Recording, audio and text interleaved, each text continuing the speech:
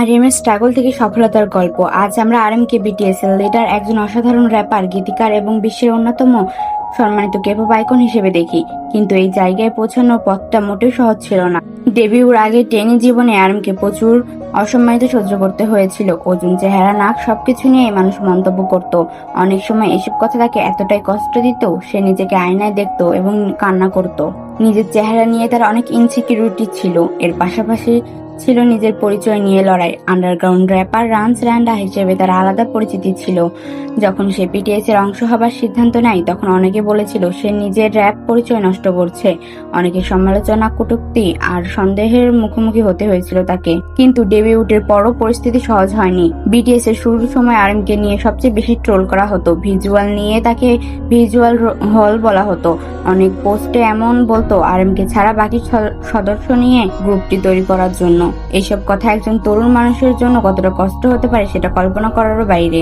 আরেকদিকে মাত্র 19 বছর বয়সে 6 জন সদস্যের দায়িত্ব এসে পড়ে তার কাঁধে। একজন লিডার হিসেবে শুধু নিজের না, পুরো টিমের চিন্তা করতে হতো তাকে। ইন্টারভিউতে, বিদেশি মিডিয়া, ভুল বোঝাবুঝি, সমালোচনা সবকিছু সামলাতে হতো তাকে। একসময় সে ভয় পেত, হয়তো সেই দলটা যথেষ্ট ভালো লিডার না। সে ভাবত যদি তার কোনো ভুলের কারণে বিটিএস ক্ষতিগ্রস্ত হয়। এই ভয়, চাপ আর দায়িত্বের কারণে অনেক রাতে ঘুমাতে পারত না। এর সঙ্গে যোগ হয়েছিল মানসিক চাপ, ডিপ্রেশন, অ্যাংজাইটি, আত্মসন্দেহ। এসবের সঙ্গে লড়াই করতে হয়েছে তাকে। নিজের লেখা গান আর মিক্সটেপে সে এই অনুভূতিগুলো কথা তুলে ধরেছে। টোকিও, রিফ্লেকশন, ফরএভার রেইন এর মতো গানগুলো তার একাকিত্ব, ভয় আর নিজের সঙ্গে যুদ্ধর গল্প পাওয়া যায়। কিন্তু আরএম এর গল্প সবচেয়ে সুন্দর অংশ হলো সে হার মানেনি। সে নিজের কষ্টকে শক্তিতে পরিণত করেছে। বই পড়েছে, নতুন জিনিস শিখেছে, গান লিখেছে, নিজের অনুভূতিগুলো প্রকাশ করেছে। ধীরে ধীরে সে নিজেকে গ্রহণ করতে শিখেছে। 2017 সালে ইউনিসেফে দাঁড়িয়ে সে বলেছিল স্পিক ইউর সেলফ। এই কথার পেছনে শুধু একটা বক্তৃতা ছিল না, ছিল তার নিজের জীবনের অভিজ্ঞতা। সে মানুষ, একসময় নিজেকে নিয়ে সন্দেহ ছিল, সেই পরে লাখো মানুষের নিজের কণ্ঠ খুঁজতে অনুপ্রাণিত করেছে।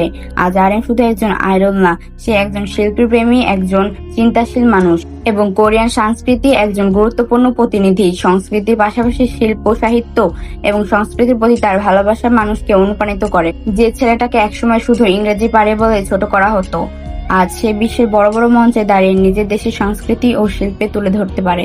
আরএম একবার বলেছিল, আমি নিখুঁত না, আমি অনেক ভুল করি, কিন্তু আমি হার মানিনি। হয়তো এটাই তার পুরো জীবনের সবচেয়ে বড় পরিচয়। কারণ আরএম সবচেয়ে বড় সফল কোনো পুরস্কার না, কোনো রেকর্ড না। সবচেয়ে বড় সফলতা হলো যে মানুষ একসময় নিজেকে ঘৃণা করত, ভালোবাসতে পারতো না, আজ সেই মানুষটি পুরো বিশ্বকে নিজেকে ভালোবাসতে শেখায়। আর সেই কারণে আরএম শুধু বিটিএস লিডার না, হাজারো মানুষের অনুপ্রেরণা, হাজারো মানুষের বেঁচে থাকার কারণ, হাজারো মানুষের সঠিক পথে ফিরিয়ে আনে।